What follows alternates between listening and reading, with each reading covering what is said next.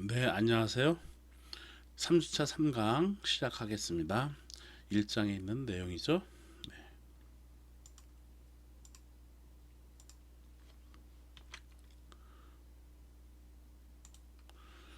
직 1.7점 전압, 전류의 종류에 대해서 알아보도록 할게요.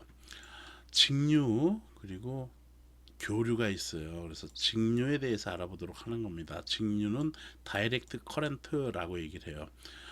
직류, 교류, 맥류 등등 요거에 대해서 알아볼 거고요. 직류는 뭐냐 하면은 전압의 극성이 일정한 것을 우리는 직류라고 얘기해요. 또는 전류의 흐르는 방향이 일정한 전기, 이것을 우리는 직류라고 합니다. 전압일 때는 이렇게 플러스 극성만 있는 거야. 가령 이렇게 해서 플러스 있고 이렇게 밑에 이거 플러스 5야. 5. 여기는 마이너스 3이어도 상관없고 플러스 5로도 상관없어요. 마이너스 3볼트. 이렇게 해서 플러스와 마이너스가 이렇게 왔다 갔다 하면은 그것은 교류라고 얘기를 해요. 직류는 이렇게 플러스 극성만 있는 것 또는 이렇게 있을 때 마이너스 극성만 있는 것, 이것을 우리는 직류라고 얘기를 하는 겁니다. 또는 전류는 이렇게 한쪽 방향으로만 흐르는, 이쪽 방향으로만 흐른다라고 이게 표현해 놓은 거예요. 이쪽으로도 흐를 수 있겠지. 내가 전류가 이쪽으로도 이렇게 흐른다라고 생각할 수 있는 거 아니야? 이 우리가 지금 초보니까.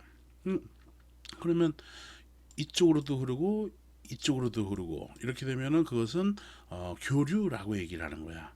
한쪽 방향으로만 흐른다라고 했을 때는 직류가 되는 것이에요. 전류는 이렇게 되어 있으면은 보통 건전지는 이렇게 긴 쪽이 플러스, 짧은 쪽이 마이너스로 표현해요. 건전지나 아니면 파워 서플라이라는 게 있어요. 파워 서플라이, 직류 전원 공급 장치라는 그런 것들이 있는데 걔를 이용해 가지고 저항, 이렇게 표현한 걸 저항이에요. 레지스터라고 얘기를 하는 것이고 저항기라고 얘기를 하죠. 이렇게 되어 있을 때 이렇게 되면은 플러스에서 전류가 마이너스 쪽으로 전류가 흐른다라고 우리가 얘기를 하는 겁니다. 그래서 전류는 이렇게 플러스에서 마이너스로 흐른다라고 얘기를 하는 것이에요. 이쪽으로는 흐르는 게 아니야. 이 내부에서는 전하가 이동을 하죠. 전하는 어디에서 어디로 이동을 해? 마이너스에서 플러스로 이동을 하지. 그래서 마이너스에서 전하가 도성을 따라서 이 플러스 극성으로 이렇게 흐르는 거로 이렇게 되어 있습니다. 자, 전류는 그 반대 방향으로 얘기하는 거고, 어쨌든 직류라는 것은 극성이 일정한 전압 그리고 흐르는 방향이 일정한 전류, 그것을 우리는 직류라고 얘기를 하는 것이에요. 교류 한번 보도록 하겠습니다. 교류는 아까 얘기한 것처럼 이렇게 얼터네이티브 하는 거야. 즉 얼터네이티브, 서로 교번하는 겁니다. 왔다 갔다 왔다 갔다 하는 그러한 것을 우리는 교류라고 얘기하고 커런트라고 씁니다. 전압의 극성이 시간에 따라 계속 변화합니다. 시간 t에 대해서 계속 변화합니다. 플러스, 그래서 교류는 보통 이렇게 물결로 표현하는 건데 저항 있고 이렇게 달아주면은 플러스일 때는 이쪽으로 전류가 흐르는 거고 마이너스, 플러스, 마이너스. 플러스일 때는 이쪽, 이 플러스, 여기가 플러스지, 플러스일 때는 이쪽으로 흐르는 거야. 이쪽일 때는 마이너스지, 이게 마이너스잖아, 0 기준으로 해서. 마이너스일 때는 이쪽으로 전류가 흐르는 거예요. 그래서 서로 반대로 왔다 갔다 흐른다라는 거야. 전류는 그래도 어쨌든 간에 흐르는 건데 이쪽으로 흐를 때 플러스에서 마이너스로, 또 이렇게 됐을 때는 여기가 전위가 높은 거야. 그래서 여기에서 이쪽으로 흐른다라는 얘기인 겁니다. 이렇게 교본하는 것을 이제, 이런 것들은 이제 조금 이제 나중에 더 자세하게 얘기할 거예요. 어쨌든 이렇게 왔다 갔다 하는 것을 교류라고 하는 거예요. 여기도 마찬가지로 플러스 있고 마이너스 있지, 전압이. 그래서 극성이 이렇게 교대로 왔다 갔다 하는, 전압이 시간에 따라 계속 변화하는 거. 전류의 흐르는 방향도 계속 변화. 이건 전압에 대해서는 지금 표현하는 거죠. 이렇게 되어 있는 거, 이런 건 삼각파라고 얘기를 해요. 이런 것들 구형파라고 얘기해. 렉탕귤라라고 얘기를 해요. 렉탕귤러, LA, 렉탱귤라 웨이브, WAVE. 이렇게 해서 렉탱귤러 웨이브, 발음은 좀 천천하도 그렇게 해서 스페링만 맞으면 됐지만. 다음에 사인파, 이건 사인파라고 얘기하고, 또는 코사인파도 이제 대표적인 교류의 신호다라고 얘기를 할 수 있습니다. 맹류가라는 게 있어. 맹류라는 얘기는 전압의 극성과 전류의 흐르는 방향이 일정해요. 즉 이렇게 해서 얘도 이렇게 왔다 갔다 하지 않습니까? 라고 생각할 수 있는데 얘는 전압으로 볼 때는 이쪽 한쪽으로만 전압이 흐르는 거예요. 이렇게 한쪽으로만 저항이 있으면은 이렇게 해서 한쪽으로만 흐르는 거예요. 왜? 여기 마이너스 극성이 없잖아 지금. 그래서 플러스 쪽으로만 있는 거예요. 또는 이쪽으로만 이렇게 표현해도 돼. 그림을 이렇게 했을 때 이렇게 표현해도 돼.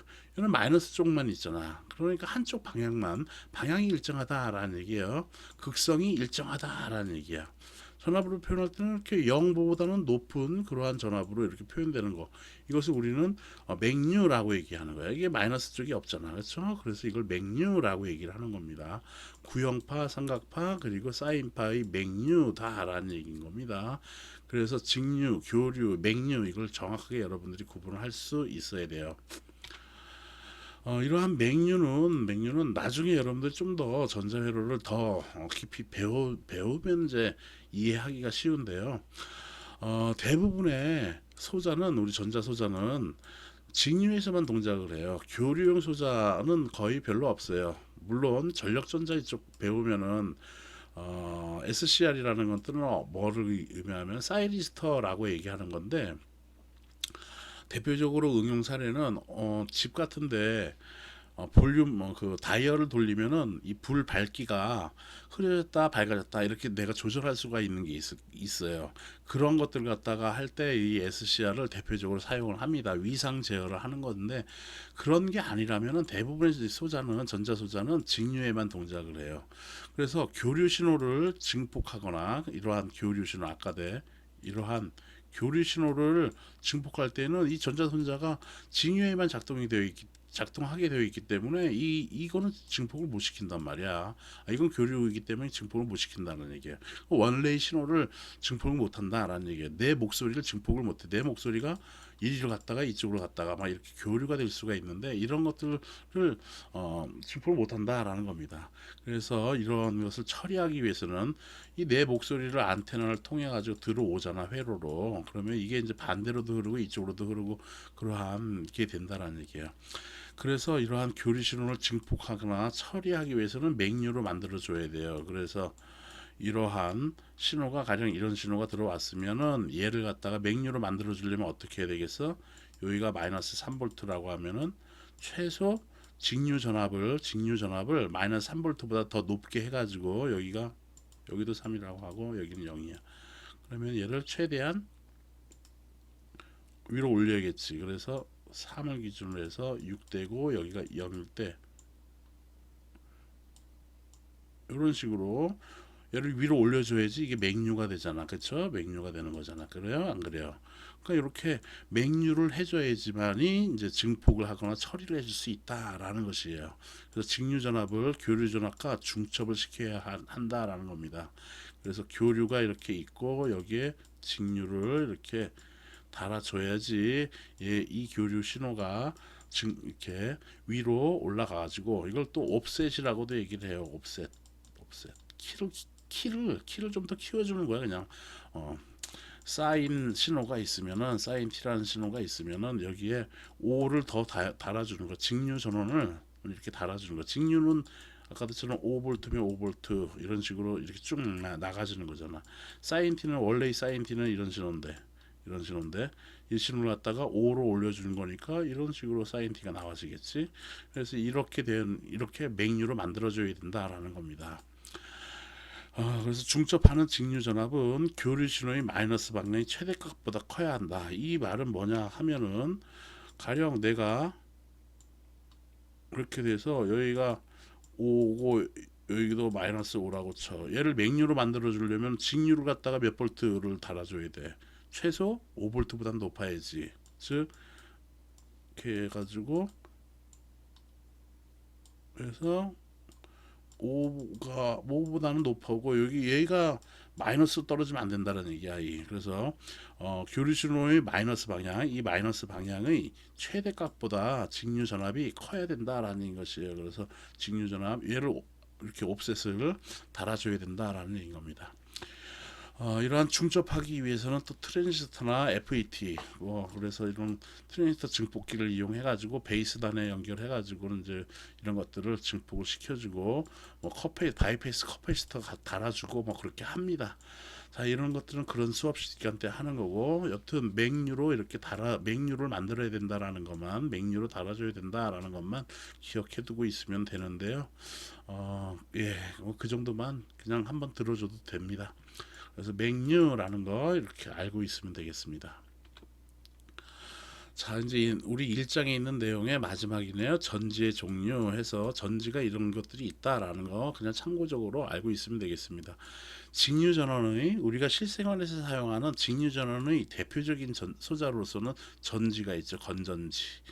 그래서 현재 사용하고 있는 대부분의 전지는 화학적 전지예요. 화학적 전지는 대표적으로 건전지가 있죠. 이런 화학 전지는 볼타, 표준 전지, 건전지, 알카리 전지, 수은 전지, 산화은 전지, 리튬 전지, 리튬 카드뮴 전지 뭐 이런 것들이 있죠. 이런 것들을 이용해 가지고 우리는 회로소자, 전자 회로소자를 구성을 하는 겁니다.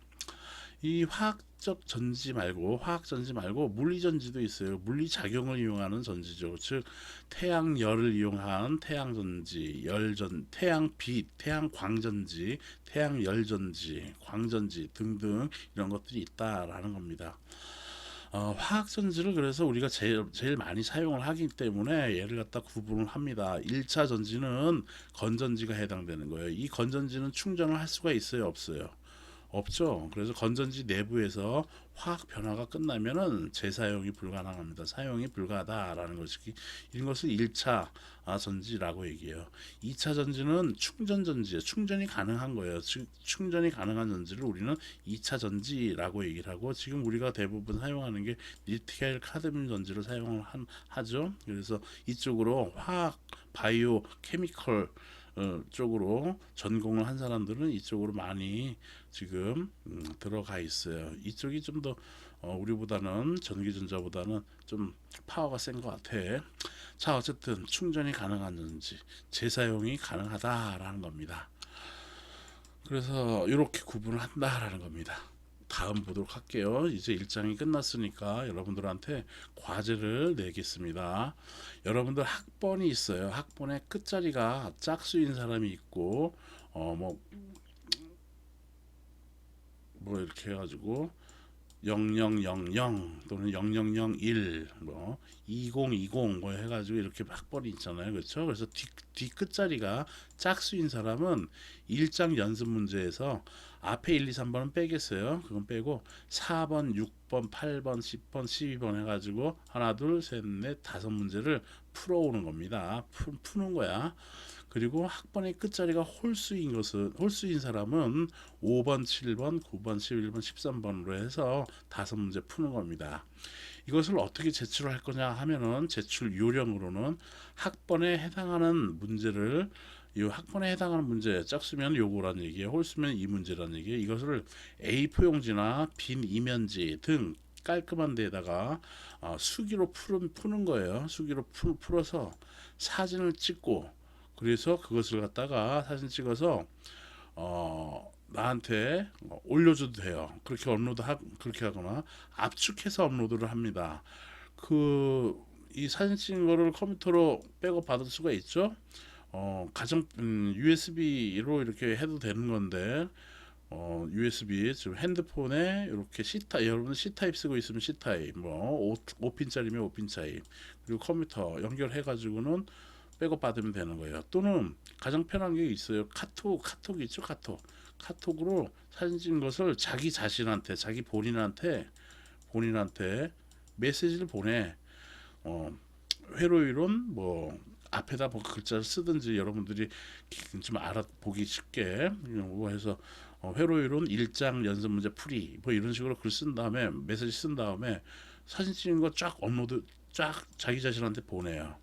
물론 보낼 때는 와이파이 터지는 데에서 하십시오. 그래서 업로드 해서 그걸 갖다가 압축을 합니다. 파일로 압축을 해. 컴퓨터로 이제 압축이 되는 거잖아. 컴퓨터에 카톡 깔려 있을 거 아니에요, 그렇죠? 그래서 압축해가지고 다운 받아가지고 압축해가지고 업로드를 하는 거예요. 학교 그 자료실에다가 강좌에다가 어, 업로드 하는 겁니다. 스마트 클래스에다 업로드 하는 거죠. 또는 한글 같은 워드 프로세서에다가 이 카톡 사진 찍은 것을 그림으로 붙여 넣어서 그 한글 파일을 나한테 보내줘도 돼요. 그래서 저장을 해가지고 나한테 보내줘도 돼요. 또는 그 한글 파일을 PDF 파일로 변환해가지고 나한테 업로드해도 됩니다. 그러면 업로드한 거를 내가 보고서 과제를 제출했나 안 했나를 확인할 수 있다라는 겁니다. 제출 기한은 4주차 수업 전 일요일이에요. 우리가 수요일 날 수업이 있죠. 그래서 4월 달을 보면은 여러분들은 일요일 4월 5일입니다. 4월 5일 24시 이전까지 업로드를 하십시오. 업로드 할 때에는 제목란에 본인의 학번과 그리고 A반인지 B반인지 그리고 이름을 정확하게 작성을 하면 되겠습니다. 예를 들 경우에는 학번이 2020 0001 1번일 경우에는 20201 번이란 말 안 써도 되고 번이란 말 써도 되고 A반 홍길동 3주차 1장 연습문제 과제라고 해가지고 타이틀 그 제목란에다가 이 말을 쓰고 이 말을 쓰세요. 그래야지 누구다라는 걸 알 수가 있는 거니까. 그래서 과제를 제출하면 됩니다. 학번, 반, 이름, 과제명 순으로 제목란에 작성 후 파일을 업로드하면 되겠습니다. 이렇게 해서 여러분들이 시간 내에 꼭 요 4월 5일 이전까지 여러분들이 업로드를 하십시오. 그러니까 수요일이지만 월요일, 화요일 이때는 여러분들이 업로드 과제를 내도 과제의 제출이 100%로 인정을 안 할 거예요. 그냥 무조건 50%로 인정할 거예요. 그러니까 일요일 이전까지 작성을 하세요. 여러분들 4월 5일이 한식인데 뭐 성묘한다 뭐 그래가지고 성묘하는 사람도 있을 거예요. 성묘했기 때문에 뭐 못 냈다 이런 얘기 하지 마요. 그 전에 다 다 풀어서 제출하십시오. 네. 네, 이렇게 해서 마치도록 하고요. 일장 내용은 이렇게 해서 이제 끝 마무리가 됐네요. 다음 시간에는 4주차도 아마 제가 볼 때는 원격으로 할 것 같은 생각이 듭니다. 그래서 4주차 1강에서는 2장의 전기 회로 소자에 대해서 배우도록 하겠습니다. 네, 감사합니다. 오늘 지금 이제 첫 주 1강이 지금 시간이 굉장히 많이 걸렸고 지금 2강 그리고 3강은 좀 간단했죠? 여러분들 시간 과제가 있으니까 지금 과제 이제 한 번 더 들어도 되고요. 몇 번을 들으십시오. 그렇게 들은 다음에 여러분들이 몇 번 들어서 이해를 하고요. 그렇게 해서 과제를 다 충실히 풀어서 제출하면 됩니다. 물론 교재의 뒤편에 보면은 답안이 나와 있죠. 그래서 그걸 보고서 참고를 해도 되고요. 답안이 틀린 것도 있을 수 있습니다. 그래서 자기가 푼 게 맞다라고 생각하는 사람은 그냥 그렇게 해서 풀어서 내십시오. 내가 봐가지고 그렇게 푼 다음에 몇 번 문제가 잘 답안이 틀린 것 같습니다. 이런 식으로도 말도 써주세요. 그러면 내가 그거 풀어서 확인을 해볼게요. 알겠죠? 네, 수고했습니다. 네, 오늘은 여기까지 하겠습니다. 감사합니다.